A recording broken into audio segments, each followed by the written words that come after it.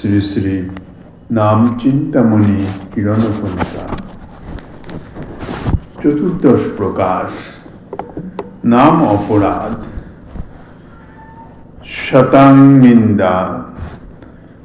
সৎ এবং মহতের নিন্দা করা তো দূরে থাকুক, নিন্দনীয় ভাব মনে আসলেও তাহাতে মহৎ অপরাধ।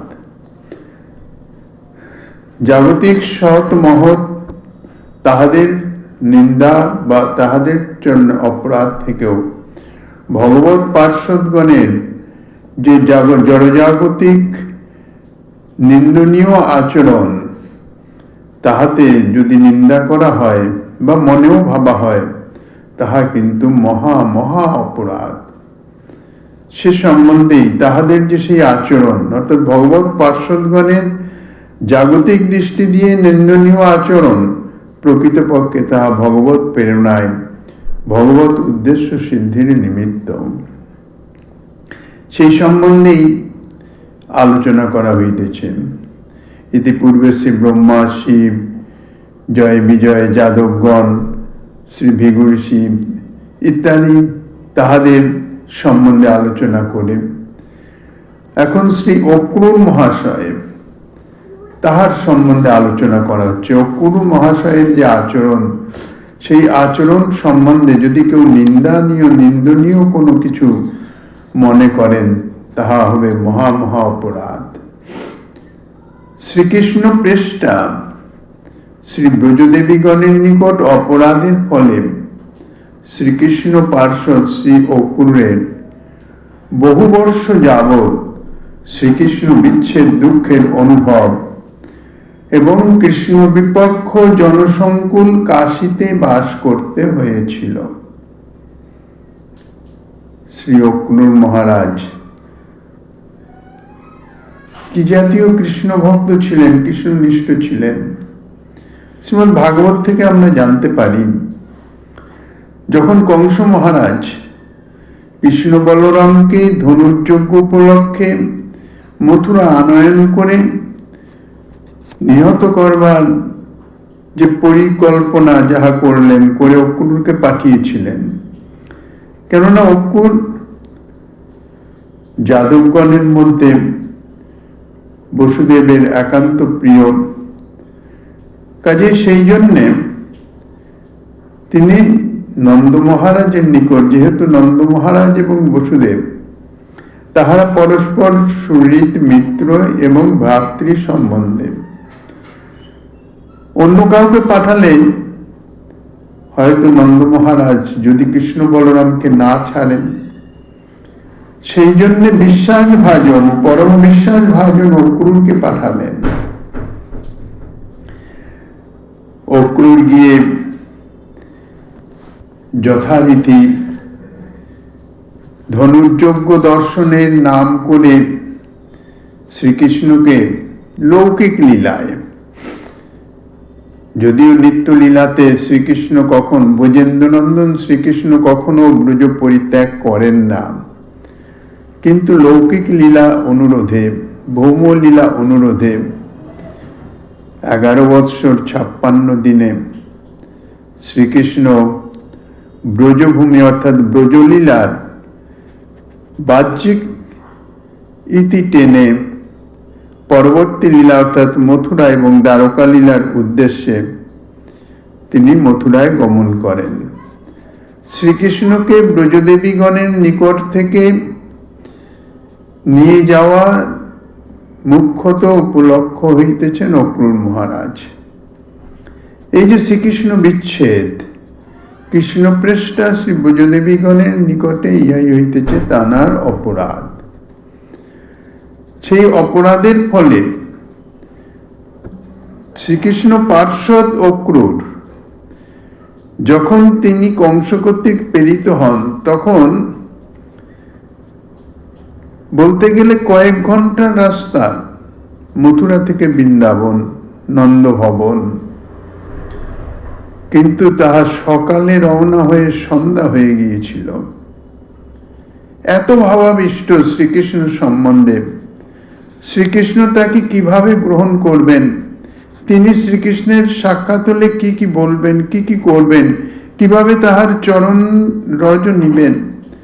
এমনকি বৃন্দাবনে প্রবেশ করে যখন শ্রীকৃষ্ণের ধ্বজ পদ্মাঙ্কুশ যে পদচিহ্ন দেখলেন, রথ থেকে উল্লম্ফন দিয়ে নিচে নেমে সেই রজে গড়াগড়ি দিতে লাগলেন। এ তাদৃশ কৃষ্ণ নিষ্ঠ কৃষ্ণ প্রিয়া। অক্রূর শ্রীকৃষ্ণকে নিয়ে মথুরায় যাওয়ার সময় অক্রূর ঘাটে, অর্থাৎ যেখানে অক্রূর যমুনায় স্নান করেছিলেন এবং দিব্য দর্শন পেয়েছিলেন শ্রীকৃষ্ণ বলদেব চন্দ্রের স্বরূপ দর্শন, সেই স্থানের নামই অক্রূর ঘাট। যমুনার সেই স্থানই অক্রূর ঘাট নামে প্রসিদ্ধ। কেননা শ্রীকৃষ্ণের ব্রজদেবীগণের বিরহে তৎকালীন যে আচরণ আসার সময় অতি সাধারণ। অক্রূরের মনে সন্দেহ হয়েছিল যে কংসের মতো মহাবলপরাক্রমী তাহাকে কি করে এই বালক কৃষ্ণ তাহার সঙ্গে পেরে উঠবে। উপরন্তু কি হব, আমি কৃষ্ণ বলরামের মৃত্যুর দায়ভাগী হয়ে যাব। মনে মনেই জল্পনা কল্পনা চলছিল শ্রীকৃষ্ণের স্বরূপতত্ত্ব না অনুভব করে। মনে মনে একবার ভাবছিলেন যে যা হয় হবে, ঘরের ছেলে ঘরে ফিরিয়ে দিয়ে যাই, আমি নিয়ে যাব না।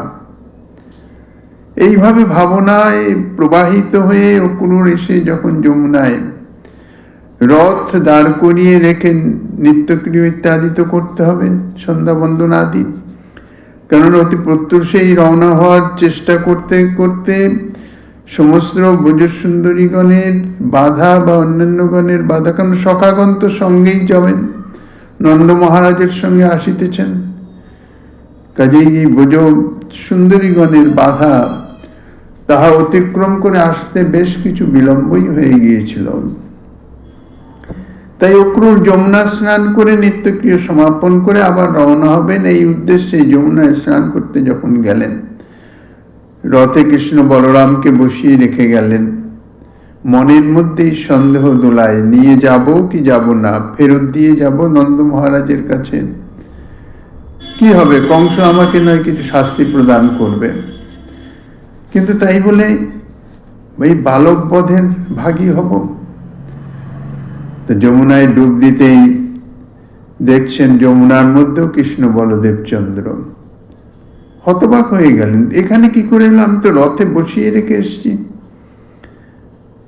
যেই জল থেকে উপরে উঠে রথের দিকে দৃষ্টি দিচ্ছেন, দেখছেন সেখানেও বসে আছে। আবার ডুব লাগাচ্ছেন, আবার যমুনার মধ্যে। হতচকিত হয়ে গেলেন, কিছু বুঝতে পারলেন না বিষয়টা কি, কি হচ্ছে, আমি ধান্দা হয়ে যাচ্ছি কেন। এইভাবে 2-3 বার উপর নিচ ডুব দেওয়া, আবার উপরে রথের দিকে দৃষ্টিপাত। শ্রীকৃষ্ণ জিজ্ঞাসা করছেন অক্রূর সম্বন্ধে, কাকা হয়তো কাকা কিছু অসুবিধা হচ্ছে কি? অক্রূর কিছু বললেন না, আবার ডুব দিলেন। তখনই দেখলেন শ্রীকৃষ্ণের স্বরূপ, বলদেবচন্দ্রের স্বরূপ। স্বরূপ দর্শন করালেন। যখন অক্রূর স্বরূপ দর্শন পেয়ে তার যত কিছু ভ্রান্তি সব দূরীভূত হয়ে গেল। তাহলে ভগবত দর্শন, শ্রীকৃষ্ণ পার্ষদ অক্রূর। কিন্তু এই যে অপরাধ করে বসেছেন, ব্রজদেবীগণ থেকে শ্রীকৃষ্ণকে নিয়ে ব্রজদেবীগণকে বিরহ সাগরে ডুবিয়েছেন। যেমন ব্রহ্মমোহন লীলায় ব্রহ্মা অপরাধ করেছেন, কৃষ্ণ সখাগণকে কৃষ্ণের থেকে দূরে রেখেছেন 1 বৎসর যাবৎ। ভগবানের থেকে ভক্তকে যদি বিচ্ছিন্ন করা হয়, অর্থাৎ বিরহ সৃষ্টি করা হয়, উভয়ের ক্ষেত্রেই, কেননা ভক্ত যেমন ভগবান ছাড়া থাকতে পারেন না, ভগবানও ভক্ত ছাড়া থাকতে পারেন না। এই ভগবত ভক্তের বিরহ যাহার দ্বারা সংগঠিত হবে তাহার হবে অপরাধ। ব্রহ্মা সেই অপরাধের জন্য কত স্তুতি নতি করলেন, কিন্তু শ্রীকৃষ্ণ একটি কথার উত্তর প্রদান করেন নাই। শেষমেশ ব্রহ্মা ব্রজভূমিতে একটি পাথর হয়ে থাকার জন্য প্রার্থনা জানিয়েছিলেন, কিন্তু কোনো উত্তর পান নাই। শ্রীকৃষ্ণচন্দ্র মুগ্ধ গোপবালকের ন্যায় সেই রকমই যেন দাঁড়িয়ে আছেন, ফ্যাল ফ্যাল করে দেখছেন, কোন উত্তর দিলেন না। ব্রহ্মা বুঝতে পারলেন যে আমার অপরাধ অত্যন্ত ভয়ানক, আরো যদি কিছুক্ষণ থাকে আরো অপরাধ হবে, কারণ আমার উপস্থিতিতে সখাগণ শ্রীকৃষ্ণের সঙ্গে স্বচ্ছন্দে মিলিত হতে পারছেন না। কাজেই উনি তাড়াতাড়ি দণ্ডবোধ করে নিজ ধামে চলে আসেন। পরবর্তীতে আবার যৌবনকুলে জন্মগ্রহণ করে ইত্যাদি নানানভাবে সেই অপরাধ খালন করেন। তো সেই রকম অক্রূরেরও ব্রজদেবীগণের নিকট থেকে শ্রীকৃষ্ণকে নিয়ে যাওয়ায় অপরাধ হয়েছিল। এ বিষয়ে দেখা যায় দেবরাজ ইন্দ্র কি জাতীয় অপরাধ করলেন। ইন্দ্রজাগ ভঙ্গ হওয়ার পরে 7 দিন ধরে ব্রজভূমিকে সম্পূর্ণ ধ্বংস করবার নিমিত্ত সম্বর্তক আদি মেঘ অর্থাৎ প্রলয়কালীন ঝঞ্ঝাবাত, বাড়ি বর্ষণ ইত্যাদি ব্রজকে একদম ডুবিয়ে দেবেন প্রলয়ের জলে। কিছু তো করতে পারলেন না। অহংকারের বশে নিজে ইন্দ্র এটি করতে গিয়েছিলেন, কিন্তু পরে দেখলেন যে তিনি অতি ক্ষুদ্রাতি ক্ষুদ্র, তার ব্রজ বিনাশ তো দূরে থাক, ব্রজের একটা পিপিলিকারও কিছু ক্ষতি সাধন করার সামর্থ্য নাই। তখন চেতনা এলো, বিবেক ফিরে এলো বুদ্ধিতে। যখন অপরাধ হয় তখন বিবেকটি আচ্ছন্ন হয়ে যায়, আর বিবেকের দ্বারা বুদ্ধি যখন পরিনিষ্ঠিত হতে পারে না, অর্থাৎ বিবেক যখন স্তব্ধ হয়ে যায়, তখন ঘটে যায় বুদ্ধি বিপর্যয়। ইন্দ্রের ঠিক তাদৃশ দশা হয়েছিল, বুদ্ধি বিপর্যয় হয়েছিল। যখন সর্বতভাবে পরাজিত হয়ে নিজের অসমর্থতা তাহা প্রমাণিত হয়ে যখন তার অহংকার চূর্ণ হয়ে গেল, তখন আবার বিবেক জেগে উঠল। হায় হায়, আমি তো মহৎ অপরাধ করেছি, এমন অপরাধ করেছি যে এই অপরাধের কোনো ক্ষমা নাই। কি করব এখন, কি করা যায়? ব্রহ্মার কাছে গেলেন। ব্রহ্মা বললেন, আমি কি বলবো, আমি নিজেই অপরাধী হয়ে আছি। তবে তুমি এক কাজ করো, শ্রীকৃষ্ণ তিনি গো সেবক, গোজাতি তাঁর অত্যন্ত প্রিয়, কাজেই গোমাতা সুরভিকে সঙ্গে নিয়ে তুমি যাও, তার চরণে ক্ষমা প্রার্থনা করো। কিন্তু করলেন তাই। প্রথমেই যেতে সাহস পেলেননি, কিছুটা দূরে দাঁড়িয়েছিলেন। সুরভি মাতা গিয়ে শ্রীকৃষ্ণের সম্বোধনা আদি করে তারপর ইন্দ্র যখন গেলেন, দণ্ডবোধ প্রণাম ইত্যাদি অপরাধ খালন যাহা কিছু প্রার্থনা সব করলেন। শ্রীকৃষ্ণ মৃদুমন্দ হেসে ইন্দ্রকে ক্ষমা করে উপদেশ প্রদান করে দিলেন। তা ব্রহ্মার তুলনায় ইন্দ্রের অপরাধ তো আরো ভয়ঙ্কর। ব্রহ্মা তো শুধু শ্রীকৃষ্ণের সখাগণকে হরণ করে নিয়েছিলেন, আর ইন্দ্র তো সম্পূর্ণ ব্রজধামকেই ধ্বংস করার জন্য প্রচেষ্ট হয়েছিলেন। কিন্তু তা সত্ত্বেও ব্রহ্মার সঙ্গে বাক্যালাপও করলেন না, আর ইন্দ্রের সঙ্গে হেসে কথা বলে তাকে উপরন্তু আরো উপদেশ আদি দিয়ে যথারীতি স্বর্গের অধিকার তাহা প্রদান করে দিলেন। তার কারণ আর কিছুই নয়, ইন্দ্র যে 1 সপ্তাহ বাড়ি বর্ষণ করেছেন, গোবর্ধন ধারণ লীলায় সেই 1 সপ্তাহ কাল ব্যাপী সমস্ত ব্রজবাসী বৃন্দ শ্রী গোবিন্দ একত্র অবস্থান করেছিলেন, অর্থাৎ ভক্ত ভগবানের মিলন। 1 সপ্তাহ ধরে নিরবিচ্ছিন্ন এই মিলন, যাহা ইন্দ্রের নিমিত্তই সংগঠিত হয়েছে, উপলক্ষণ তো ইন্দ্র, এই জন্য ইন্দ্রের প্রতি প্রসন্ন। কাজেই ভগবান থেকে বা ভগবৎ সেবা থেকে ভক্তকে যদি বঞ্চিত করা হয়, তাহলে তাহা হয় পরম অপরাধ। আর ভগবৎ সেবার যদি কথঞ্চিত একটু সুযোগ করে দেওয়া হয়, তাহলে তাহাতে ভগবান পরম প্রসন্ন হন। এই জন্যই বলা হয়, মহাজনগণ বলেন, নিজের ভজনের নিয়মে ক্ষতি হলেও অপরের ভজনের যদি কিছু সাহায্য করা যায়, তাহার কিছু অনুকূলতা বিধান করা যায়, তাহাতে ভগবান আরো বেশি প্রসন্ন হন। তা অক্রূরের সেই অপরাধের ফল ফলল কবে? সঙ্গে সঙ্গে তো ফলেনি, ফলেছে গিয়ে সেই দ্বারকা লীলায়। মথুরা লীলা চলে গেছে, দ্বারকা লীলাতে গিয়ে কি করে হলো? ও শ্রী অক্রূর অপরাধের ফলে কৃষ্ণ পার্ষদ, যিনি কৃষ্ণকে ছাড়া জানেন না, সেই কৃষ্ণকে ত্যাগ করে তিনি চলে গেলেন কিনা কাশীতে। কাশী সম্পূর্ণ মায়াবাদের স্থান, অর্থাৎ কৃষ্ণ বিপক্ষ জন সংকুল, কৃষ্ণ বিপক্ষ জনের স্থান। কাজেই সেখানে বহু বর্ষ যাবৎ কৃষ্ণ বিচ্ছেদ দুঃখের অনুভব করেছেন। শ্রী অক্রূর শতধন্যাকে সত্রাজিতের নিকট থেকে সমন্তক মণি গ্রহণার্থ সত্রাজিত বধে প্ররোচনাও দান করেছিলেন। শ্রীমদ্ ভাগবতে আছেন, সত্রাজিত রাজা, তিনি সমন্তক মণি সূর্যদেবের উপাসনা করে সখ্যতা স্থাপন করে সমন্তক মণি প্রাপ্ত হয়েছিলেন। সেই সমন্তক মণি যখন শ্রীকৃষ্ণ বলেছিলেন সত্রাজিত রাজাকে 8 ভার সোনা নিত্য তার থেকে প্রকটিত হতো, এত সম্পদ ইহা তোমার পক্ষে ক্ষতিকারক হবে, তুমি এক কাজ করো, ইহা থেকে যা সম্পদ তোমার প্রাপ্ত হওয়ার সম্পদ তুমি পাবে, কিন্তু মণি তুমি রক্ষা করতে পারবে না, মণিটি তুমি মহারাজের কাছে প্রদান করো।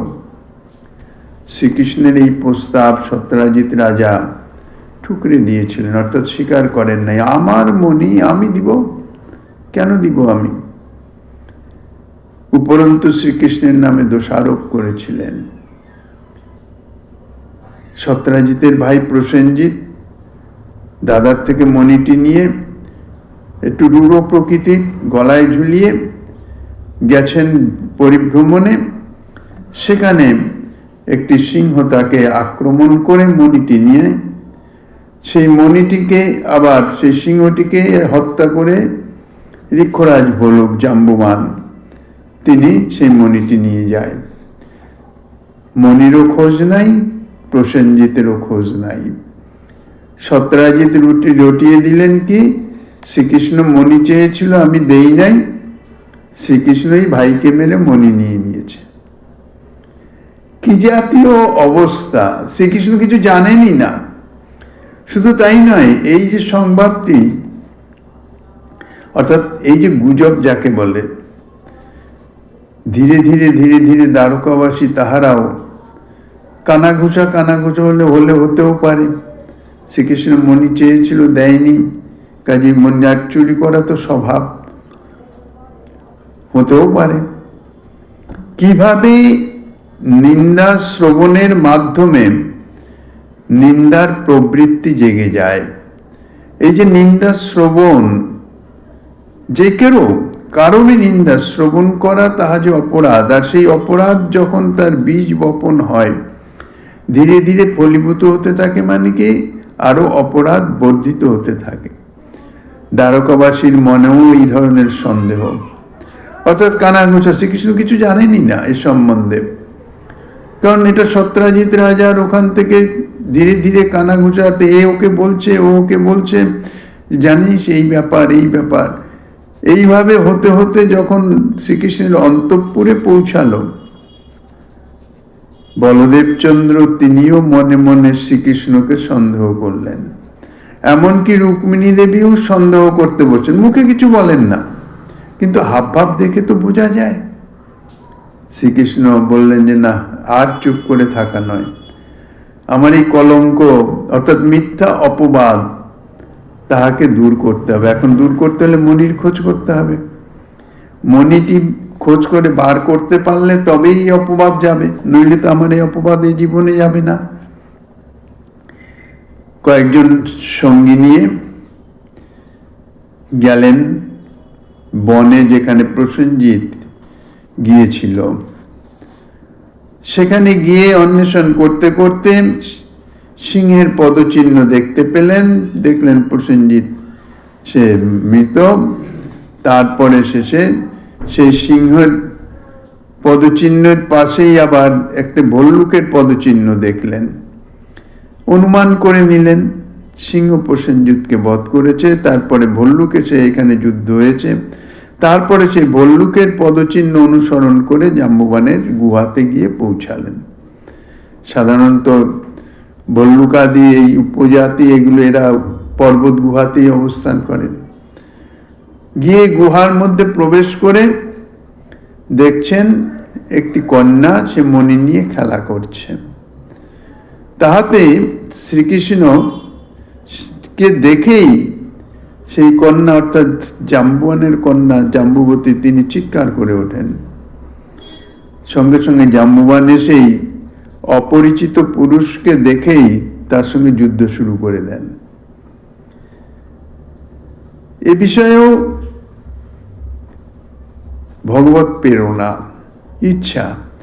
জাম্বুবান ঋক্ষরাজ মহাবলবান, ত্রেতা যুগে শ্রী রামচন্দ্রের সময় তিনি ছিলেন, কিন্তু সমকক্ষ যোদ্ধা পান নাই যে একটু যুদ্ধ করে একটু যুদ্ধের রস আস্বাদন করবেন। জাম্বুবান কিন্তু বেশি যুদ্ধই করেই নাই, কারণ যুদ্ধ করার তার মতন সমকক্ষ কেউ ছিলই না। মনে মনে বাসনা ছিল একটু রামচন্দ্রের সঙ্গে যদি যুদ্ধ করতে পারতাম তাইলে যুদ্ধের বাসনা হয়তো শান্তি হতো, কিন্তু সেই অবতারে তো সম্ভব নয়। রামচন্দ্র প্রভু, প্রভুর সঙ্গে যুদ্ধ করা সম্ভব? সেটা কখনোই সম্ভব নয়। সেই যুদ্ধের বাসনাটি তার মধ্যে ছিল। এখন ভক্ত যাহাই কামনা করেন শ্রী ভগবান তাহা অবশ্যই পূরণ করেন। ভক্তবাঞ্ছা পূর্তি ভিন্ন নাহি অন্য কার্য, ইহাই হচ্ছে শ্রী ভগবানের বিশেষ কথা। ভক্তবৎসল ভগবান ভক্ত ছাড়া কিছু জানেনও না, বোঝেনও না। মদ ভক্ত বিনোদার্থম করমি বিবিধ ক্রীড়া, শ্রী ভগবান যাহা কিছু করেন সব ভক্তকে আনন্দ প্রদানের নিমিত্ত।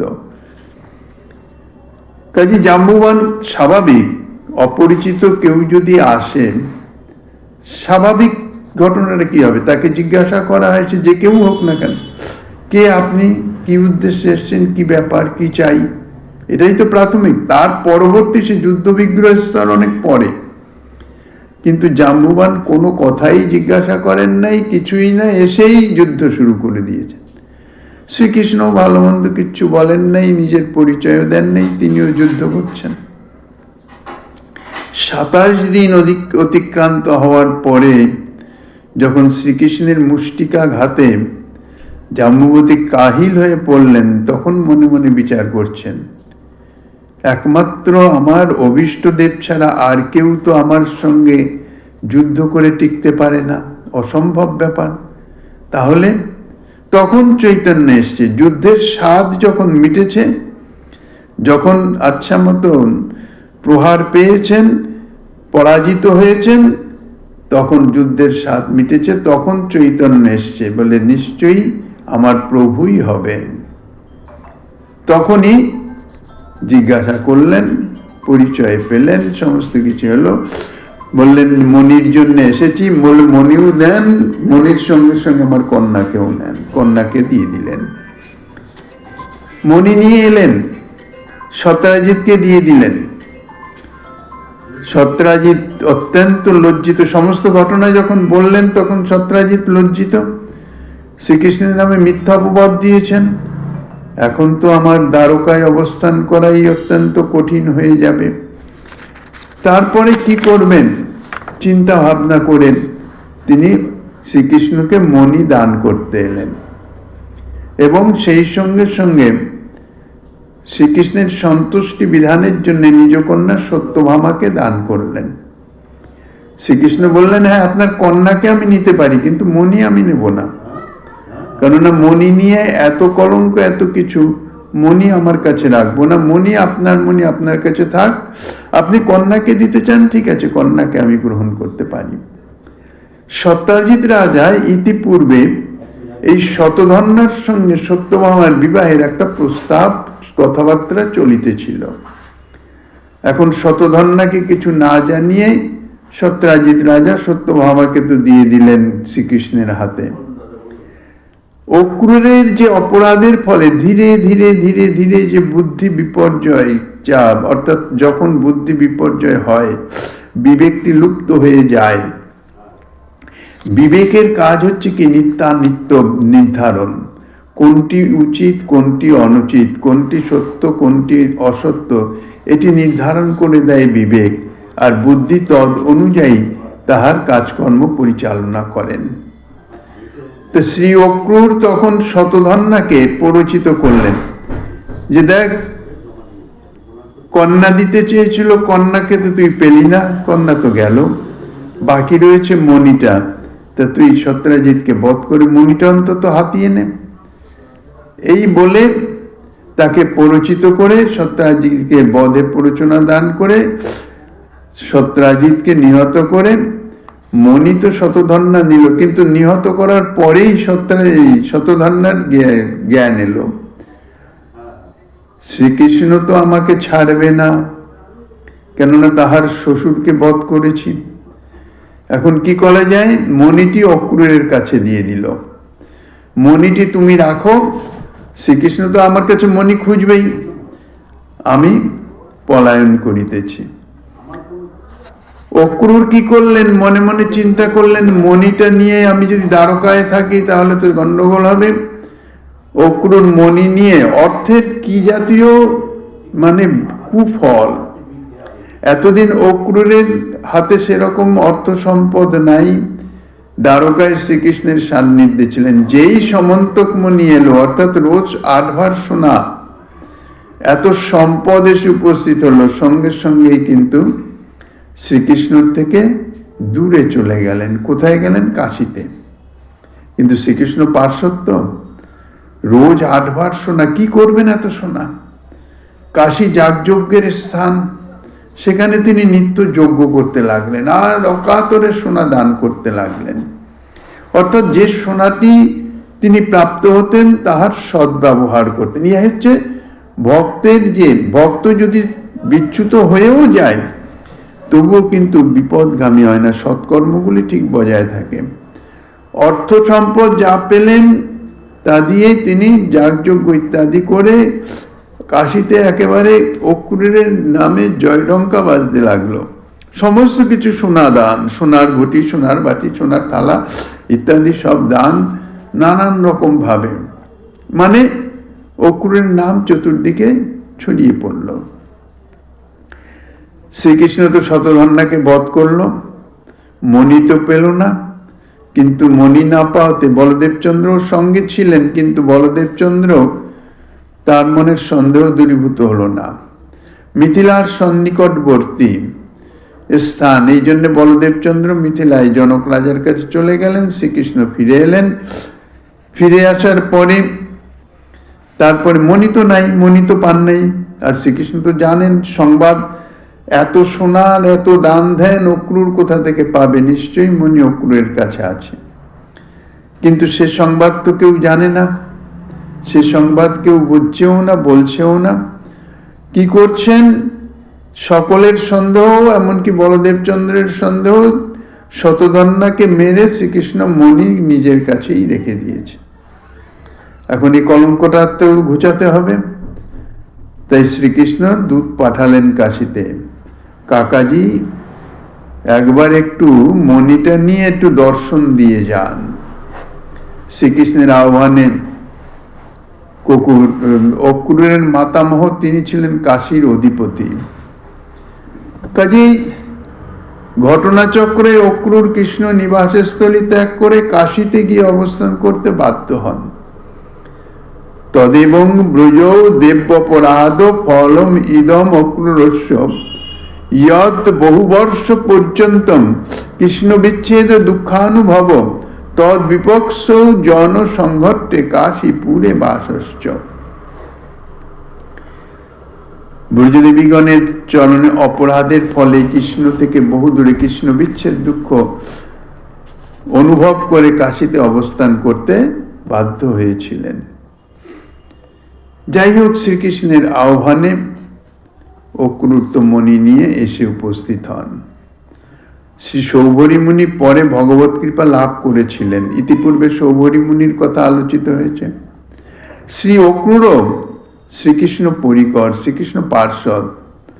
সিদ্ধান্ত বিচারকালে আচার্যপাদগণ তাহাদের সম্বন্ধে ঐরূপ উল্লেখ করলেও, অর্থাৎ ব্রজদেবীগণের চরণে অপরাধ এ জাতীয় উল্লেখ করলেও শ্রী সৌভরী মুনি বা শ্রী অক্রূরকে কোনরূপ অবজ্ঞা করলে তাহা কিন্তু মহা অপরাধ হয়ে যাবে। তাই শ্রী সনাতন গোস্বামী বা শ্রী বৃহৎ ভাগবতামৃতের দিগদর্শিনী টিকাতে বলেছেন, সৌভজ্যাদয় তত্ত্বমলরহিত এব, অর্থাৎ শ্রী ভরত রাজা, শ্রী সৌভরী ঋষি প্রভৃতি ব্যক্তিগণ সর্বত সেই মলাদি রহিত, অর্থাৎ তাহাদের প্রতি যে অপরাধের বা যে দোষের তাহাদের মাধ্যম দিয়ে প্রকটিত হয়েছে তাহারা সেই দোষ শূন্য। বাস্তবিক পক্ষে সে দোষ তাহাদের মধ্যে নয়। তাহারা কেবল লোকশিক্ষার জন্যে ঐরূপ আচরণ নিজ নিজ ব্যবহারে প্রদর্শন করেছিলেন।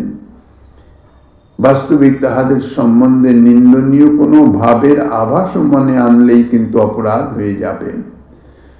অক্রূর অর্থ যে কি জাতীয় ভয়ঙ্কর, অর্থের সম্বন্ধ হলেই ব্যাস সঙ্গে সঙ্গে শ্রীকৃষ্ণ বিচ্ছেদ ঘটিয়ে দিয়ে বহু দূরবর্তীতে নিয়ে গেল। জীব শিক্ষার্থেই, এই জন্যই তো বলা হয়েছে যে অর্থ অনর্থের মূল। কথাটা তো এমনি আসে নাই, বাস্তবিক অর্থ অনর্থেরই মূল। অধিক অর্থ অনর্থ সৃষ্টিকারী, সে সাধু সেবায় দেওয়া হোক আর সৎ কাজেই লাগানো হোক। এ কথা শ্রীমন মহাপ্রভু নিজেই বলেছেন। রঘুনাথ দাস গোস্বামী পাদের পিতা জ্যাঠা তাহাদের সম্বন্ধে, তাহারা অর্থবান ছিলেন, জমিদার, 20 লক্ষ টাকার জমিদার সেই তৎকালীন দিনে। বাৎসরিক 20 লক্ষ টাকা খাজনা আদায় হতো। 8 লক্ষ দিতেন বাদশাকে, 12 লক্ষ নিজেদের খরচে। তৎকালীন দিনে প্রচুর। কিন্তু সেই জন্য তিনি সাধু সন্ত ব্রাহ্মণ বৈষ্ণব তাদের সব মাসোহারা ছিল, সকলকেই দান ধ্যান করতেন, সমস্ত কিছুই করতেন। সাধু ব্রাহ্মণ সেবী হলেও শ্রীমন মহাপ্রভু বলেছিলেন, অর্থের স্বভাবই হচ্ছে অন্ধ, এমন কর্ম করাবে যাতে হবে ভব বন্ধ। অর্থ এমন কাজ করাবে যাতে সংসার বন্ধন বাড়বে বই কমবে না। তা নইলে আমাদের গোস্বামীগণ আচার্যগণ তাঁরা প্রভূত সম্পদশালী ছিলেন।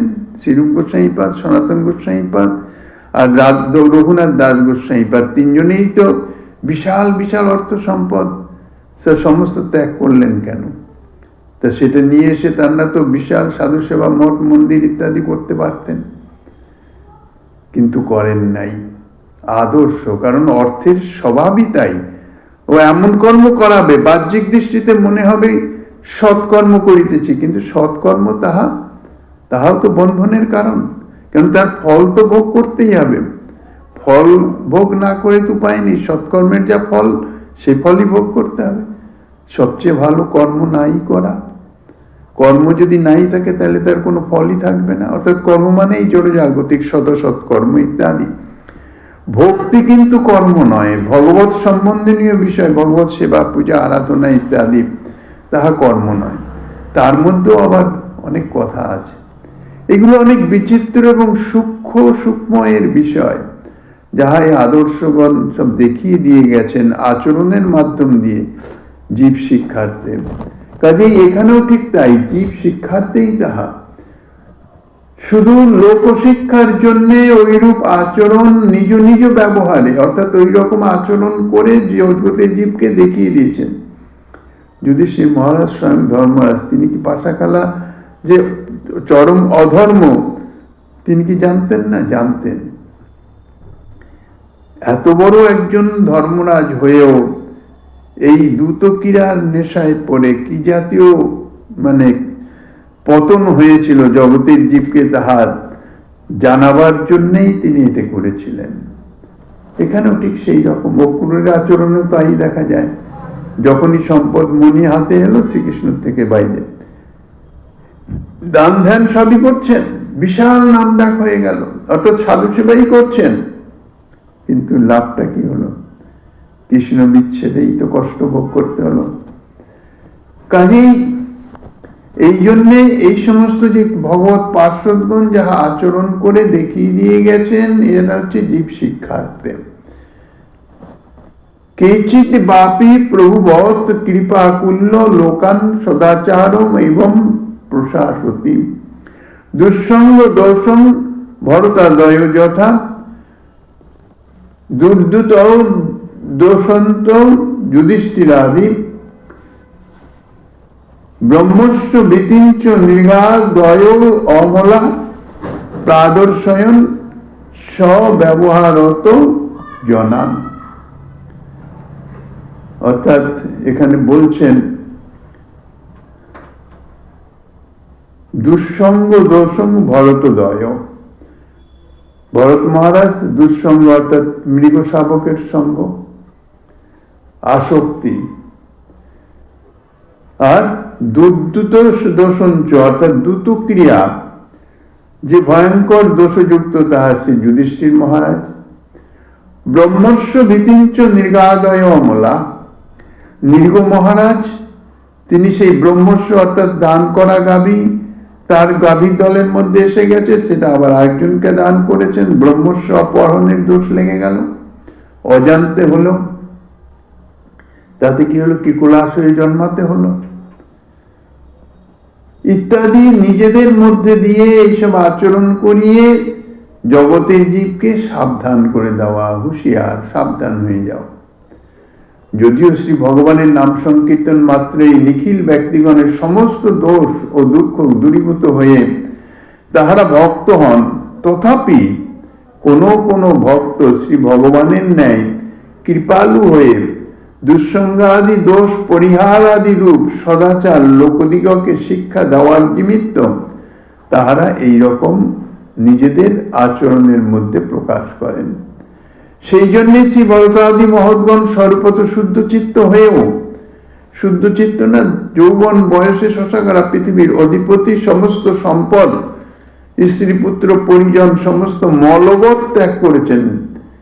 সুখদেব গোস্বামীপাদ এই যে বিশেষণটি দিয়েছেন ভরত মহারাজের সম্বন্ধে, বিষয় ত্যাগ অনেকেই করতে পারে, কিন্তু মলবৎ ত্যাগ অর্থাৎ মল ত্যাগ করে যেমন সেদিকে দৃষ্টিপাত দিতেও ঘৃণা হয়, তার জড়জাগতিক বিষয় ত্যাগ করেছেন এমন ভাবে যে সেদিকে দৃষ্টি দিতেও তার ঘৃণা উৎপন্ন হয়।